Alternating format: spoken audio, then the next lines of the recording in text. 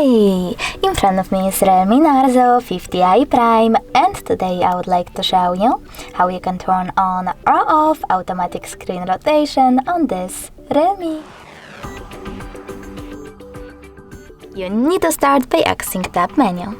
Then look for rotate icon, and when you find it, click on it. As you can see, mine is grey.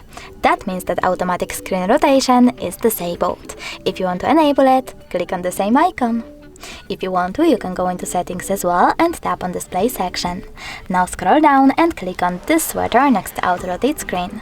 If it's grey, that means that auto rotation is off. In order to turn it back on, click on this same sweater. Thanks so much for watching. If you enjoyed this video, leave a like, comment, and don't forget to subscribe. Bye!